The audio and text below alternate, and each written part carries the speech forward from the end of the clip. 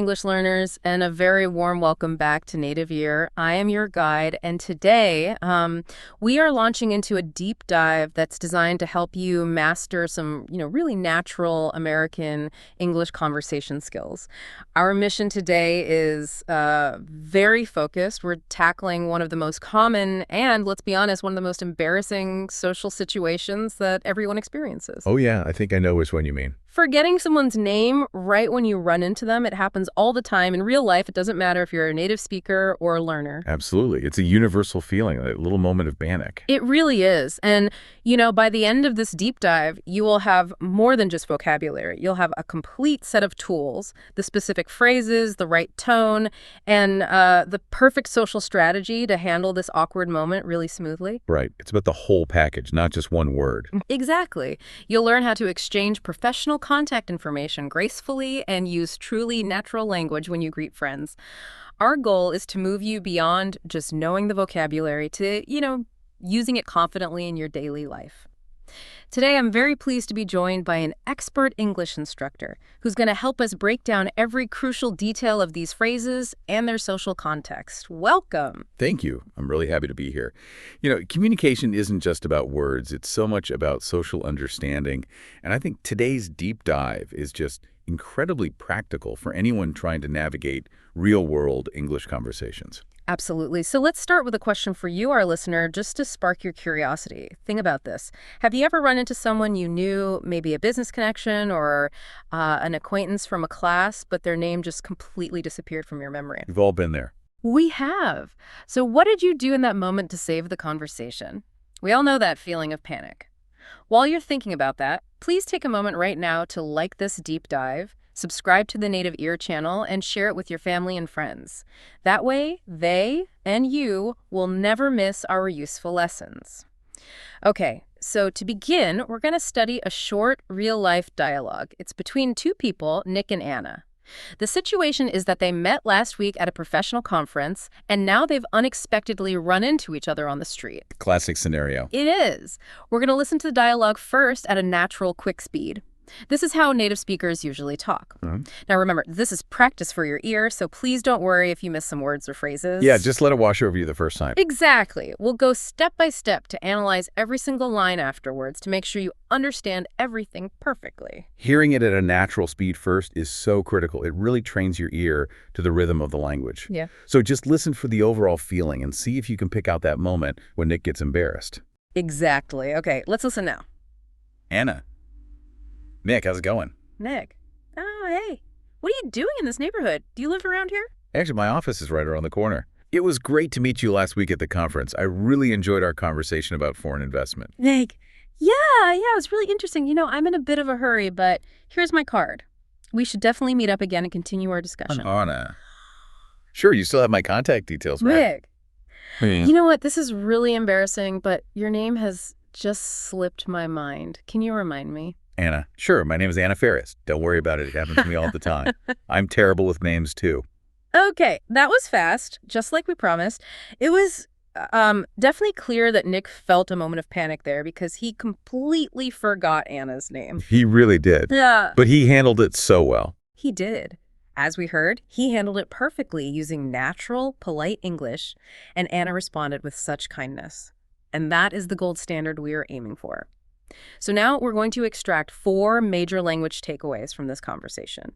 We'll pronounce each phrase slowly, clearly, and we'll look at how you can use them effectively in your own life to move toward that natural fluency.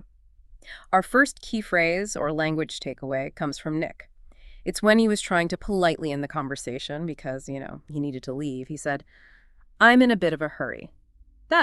Let's focus on the sound and the meaning. Repeat after me, nice and slow.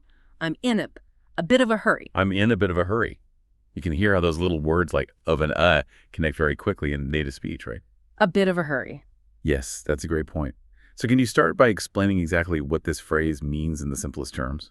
Absolutely. When you tell someone you are in a bit of a hurry, it just means you don't have time right now. It means you're moving really quickly or you need to leave immediately because you have an important appointment or, a task waiting for you. And what's really important here is the politeness of the phrase. If you just say, "I must leave now," It can sound a little direct, maybe even rude, For sure. but using "I'm in a bit of a hurry" really softens the message. Why does adding a bit of make such a big difference? That's a wonderful question. And it really speaks to what you could call social grace in English. The phrase in a hurry by itself is quite strong. Adding a bit of acts like a social cushion. A cushion, I like that. Yeah, it suggests that your urgency isn't extreme, which makes it sound more apologetic and less like you're rejecting the other person. It lets you prioritize your time while still respecting theirs.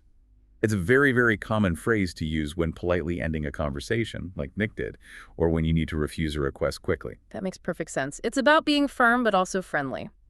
Now let's look at some variations because I think learners often hear similar phrases. For instance, is "I'm in a bit of a hurry" the same as "I'm in a rush"? Oh, that's a good one. They are very close, but there's a subtle difference there. I'm in a rush often implies more chaos, or more extreme speed. You are literally rushing, maybe even running to get somewhere. In a bit of a hurry is more conversational and a little less dramatic. I see. So if you're simply busy and walking quickly to your next meeting, in a bit of a hurry is probably the more common choice. If you're late for a flight, you are definitely in a rush. Okay, so we can think of a bit of a hurry as the standard, polite, everyday choice. Let's practice some applications so you, our listeners, can feel comfortable using it. Okay, listen carefully and slowly to these three examples. They show how you can use this phrase in different situations. Example number 1, can you drive faster? I'm in a bit of a hurry. So in this case, the speaker needs speed because they're rushing to an appointment. And in that context, you can hear the slight stress on faster and hurry. You're communicating that urgency to the driver. Exactly. Okay, example number 2, I can't talk right now. I'm in a bit of a hurry. Mm. This is a really polite refusal to stop and chat when you're walking past a friend or a colleague in the hallway. That's a great script to memorize for those moments. When you don't want to be rude, but you genuinely have no time. For sure. And example number 3, I'm in a bit of a hurry, so I'll check these files later. This shows that you have to prioritize your time because you have to move quickly to something more important. So the key takeaway here is that "in a bit of a hurry" means you don't have time, but you're saying it in the most respectful way possible. All right, our second key language takeaway came from Emma. She used this phrase when she asked Nick, "You still have my contact details, right?" Mm. Let's practice the pronunciation slowly and precisely. Contact.dd. Tax. Yeah. Details.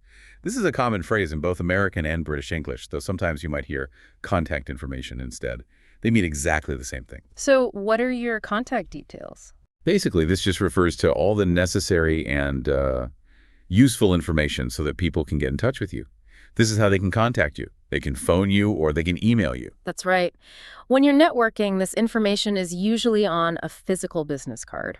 It includes your full name, your work telephone number, your email address, and maybe your mobile phone number. It's an indispensable phrase, really, especially if you're working or studying in an English-speaking environment. It sounds so much more professional than saying, do you have my email and phone number, all separately. Right. Contact details just covers everything neatly. Okay, let's explore some sentence examples for application, and we'll keep that slow and clear reading pace for you. Example 1. Isabel, do you have the contact details of our internet service provider? Also, this is asking for the service provider's phone number or email so you can resolve a problem. And you can notice how naturally that phrase fits into a professional request. Exactly. Example 2. Here is my card with all my contact details. This is the action Nick took in the dialogue. He physically handed over his business card. It's a very common professional gesture. And what if you are the one asking someone for their information? Then you would use this structure. So example 3, I don't have your contact details. Could you email them to me? This is just a clear, polite, and professional way to ask someone to provide their information so you can follow up later. So if you want to sound professional and efficient, use contact details. It's basically a shortcut for listing out all your communication methods. Now for the star phrase of the dialogue. The big one. The big one, yes. The one Nick used to confess his major embarrassment. He said, "Your name has just slipped my mind. Can you remind me?" This phrase is lovely, but it can sound a little strange when you first learn it. Let's practice the pronunciation slowly. Slipped. Yeah. Slipped on my mind. And it's past tense, right? Meaning the forgetting already happened. Yes, that's key. So why is "slip my mind" so much better than simply saying, "I forgot your name"? For a learner, I forgot seems simpler and, more direct. That is a crucial difference in fluency and social English.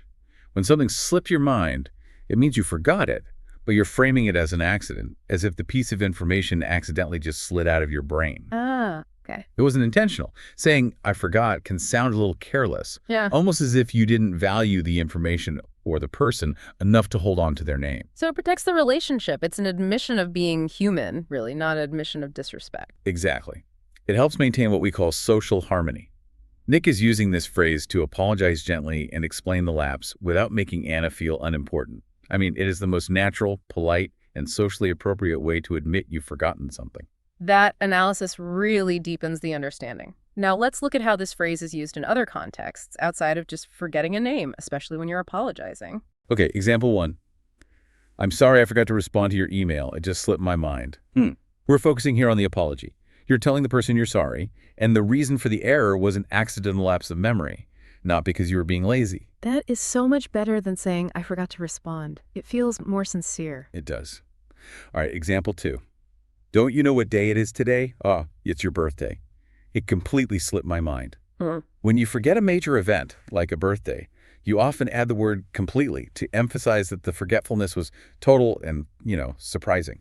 Right. Using completely really shows the gravity of it. You're showing how sorry you are. You are. And a final one, example 3. I forgot I had a dentist appointment this afternoon. It must have slipped my mind. Here, you're acknowledging that the information was lost or misplaced in your memory, maybe because you were distracted. It's a useful way to explain a sudden realization. So if you want to say, I forgot, remember to try using this natural, polite version, it slipped my mind. It's essential for moving your English from just basic vocabulary to fluid conversation. Okay, now we're going to move to our section called Putting It Together.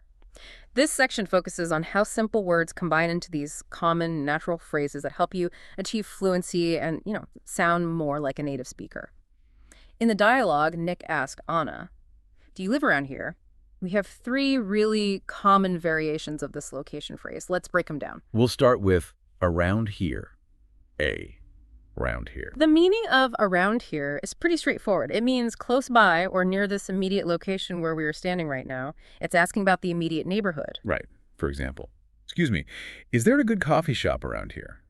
You're asking if a coffee shop is close to this exact spot. Or in a slightly different context, you might say, did I leave my keys somewhere around here? That just means, were the keys dropped near this current location? It's a very general term for being close. It is. Now, let's look at the phrase Anna used in the dialogue, which is a bit more specific. Right around the corner. Right. Around the corner. Notice the emphasis there on right and corner. When you add the word right, it means the location is very, very close, usually on the next street, maybe just a 30-second walk away. It's almost immediate. Anna said her office was right around the corner, which suggests it was super convenient. Exactly. Example 1. There is a fantastic bookstore right around the corner. This means the bookstore is extremely close by. You might even see it if you just walk a few steps. It provides a much stronger sense of nearness than just around here. It does. Example 2. If you are looking for a bank, there is one right around the corner.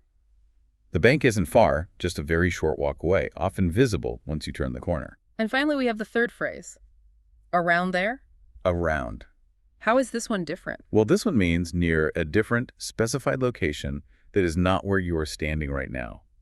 You use around there to talk about being close to a place you just mentioned, or a place that's far away. For example, I visited London last year. The British Museum is great. I used to live around there.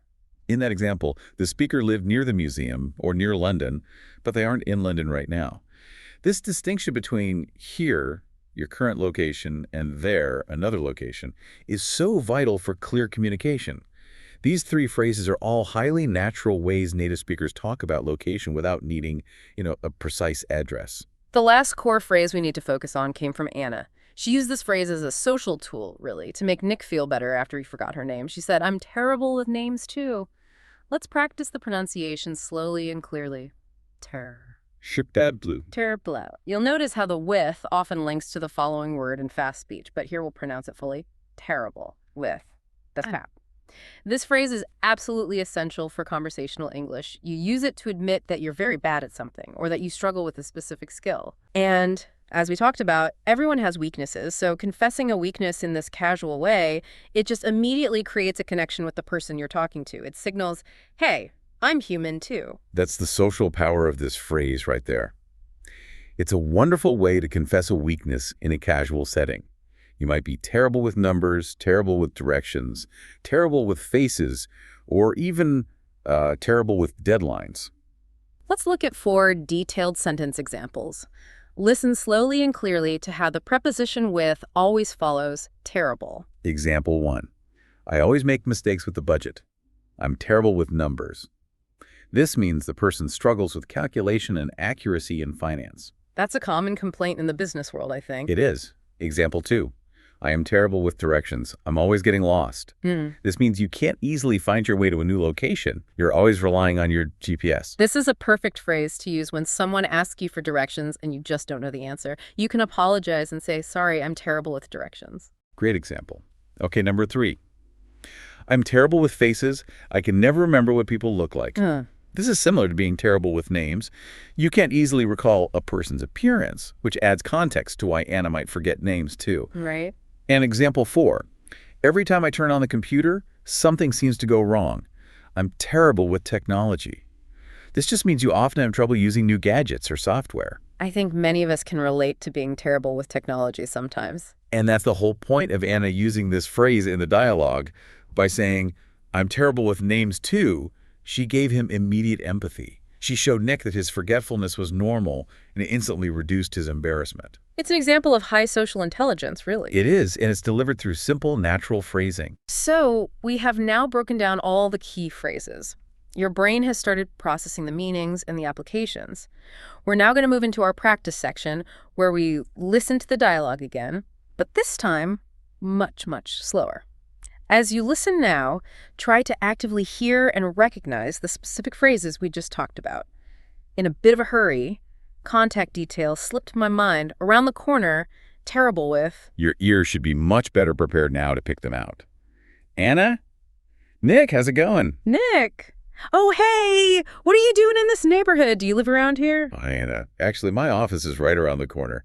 It was great to meet you last week at the conference. I really enjoyed our conversation about foreign investment. Yeah, it was really interesting. I'm in a bit of a hurry, but here's my card. We should definitely meet up again and continue our discussion. Sure, you still have my contact details, right? Nick. You know what? This is really embarrassing, but your name has just slipped my mind. Can you remind me? Anna. Sure, my name is Anna Ferris. Don't worry about it. It happens to me all the time. I'm terrible with names, too. Okay. That should be dramatically clearer now. Much clearer. Yeah, hearing the rhythm and the full context of the phrases we just studied makes a huge difference in comprehension. Let's quickly analyze the social structure of that interaction.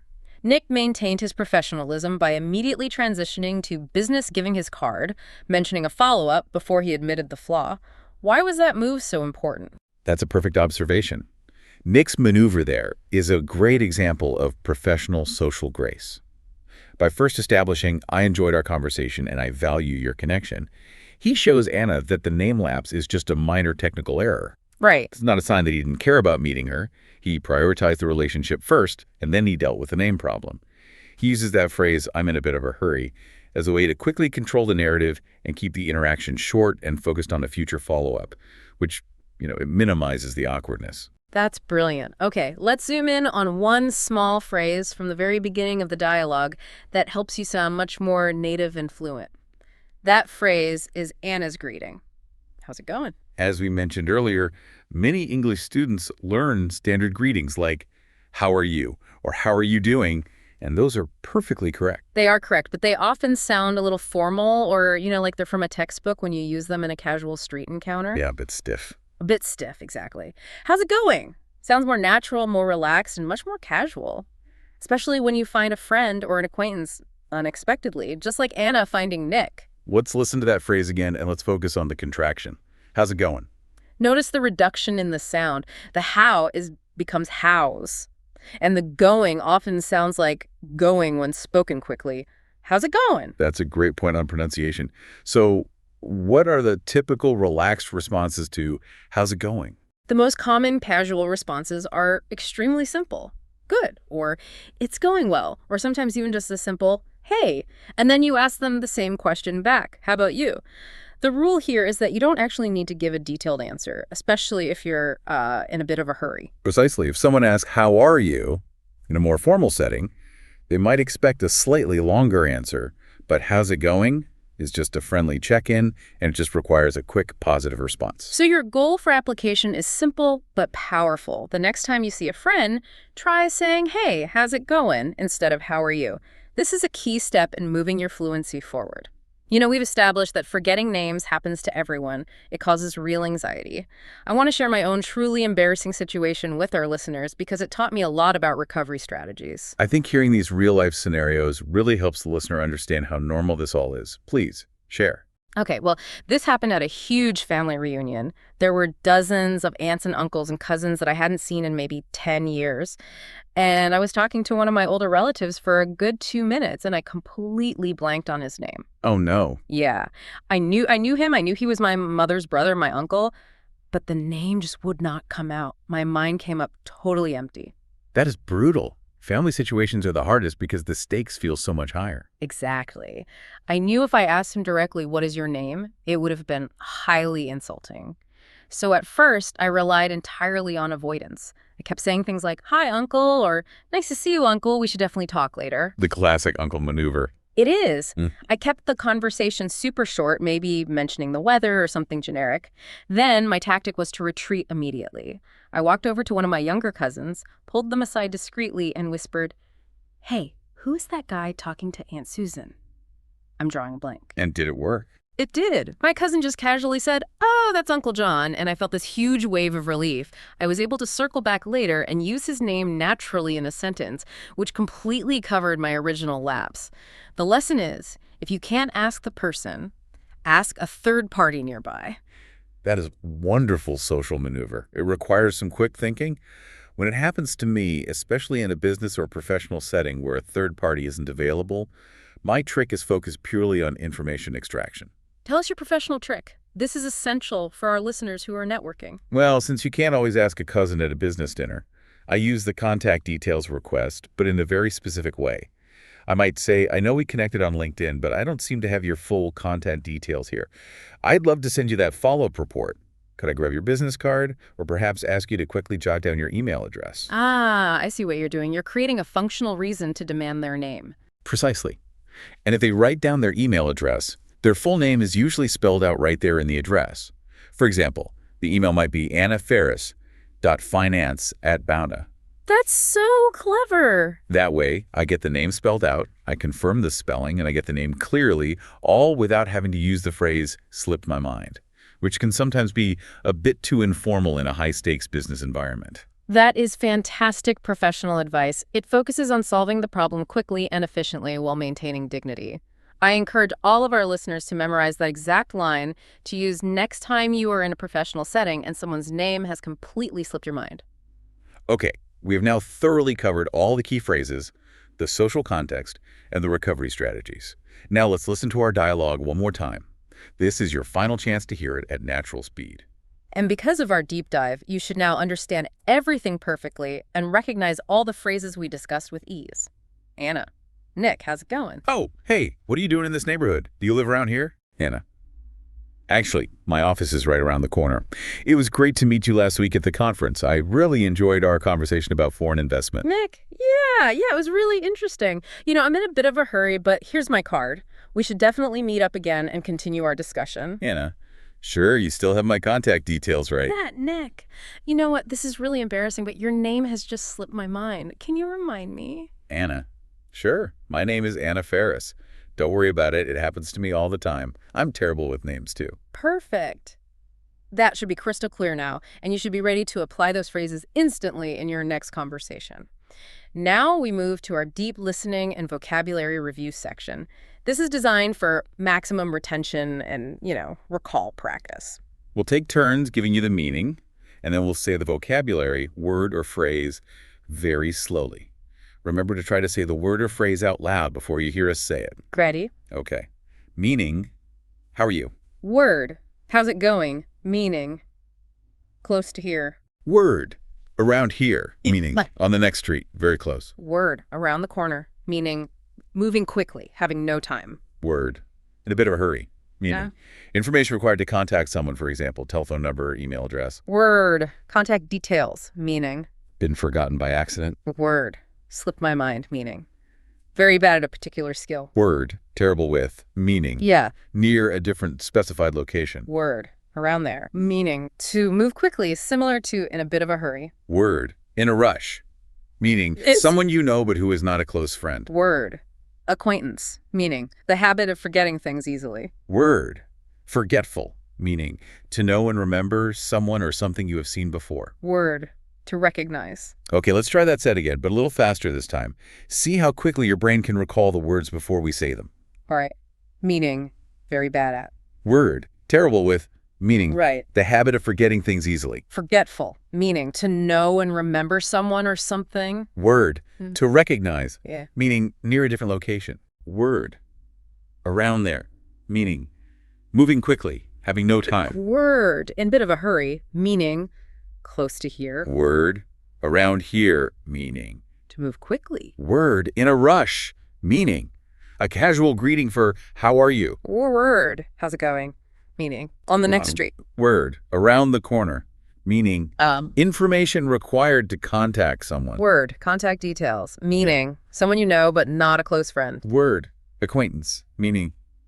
Been forgotten by accident. Word. Slipped my mind. Okay, now for the final practice set.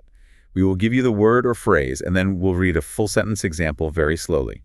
Your task is to practice your fluency and pronunciation by trying to say the sentence along with us, matching our rhythm and tone. Okay, first word. Around here. Sentence. There is a really good restaurant right around here. Next word. Around the... Sentence. There used to be a supermarket right around the corner, but it went out of business. Next one. In a bit of a hurry. Sentence. His wife was having a baby, so he was in a bit of a hurry. Word. Contact details. Sentence. I don't have your contact details. Word. Slipped my mind. Sentence. I'm sorry, I forgot your birthday. It completely slipped my mind. And the last one, terrible with. Sentence. I am terrible with directions. I always get lost. Great. Let's read those sentences again one more time. This time, focus purely on deep listening and correct American pronunciation. Try to relax your mouth and shape the words just as we do. Word. Around here. Sentence. There is a really good restaurant right around here. Word. Around the corner. Sentence. There used to be a supermarket right around the corner, but it went out of business. Word. In a bit of a hurry. Sentence. His wife was having a baby, so he was in a bit of a hurry. Word. Contact details. Sentence. I don't have your contact details. Word. Slipped my mind. Sentence. I'm sorry, I forgot your birthday. It completely slipped my mind. Word. Terrible. Sentence. I am terrible with directions. I always get lost. We have reached the end of our deep dive today into managing social awkwardness and, boosting your real-life fluency. Yeah. Let's quickly recap the main phrases you learned and why they matter. You mastered in a bit of a hurry, which is the polite, conversational way to say you don't have time. Right. You learned slick my mind, which is the essential socially gracious phrase for admitting I forgot. You also learned terrible with, a wonderful tool you can use to casually share a weakness and build connection with others. And most importantly for sounding fluent, you learn to use that casual greeting, how's it going? Absolutely. Remember, the ultimate goal of native ear is not just to know these phrases in theory, it's to practice using them immediately in your daily life. This deliberate application is really the only path to true fluency. So here is your final provocative thought for application today. If you meet a new person or see a friend today or tomorrow, actively try to use how's it going as your greeting. That's step one. But here's the deeper challenge. Next time you're in a situation where you realize you've forgotten a name, instead of panicking, try one of our professional recovery strategies. Either ask for their card or ask them to write down their contact details. Practice these social tools. They really are the phrases that define conversational fluency in English. Thank you so much for helping us break down every detail of this important conversation and providing such actionable advice. It was my pleasure. I hope this deep dive makes our listeners feel much more confident in those awkward moments. And thank you to our listeners. We are always available to answer your questions and comments on the Native Ear channel. Please check the description for more resources and practice materials. Until next time, keep practicing your English conversation skills. Goodbye.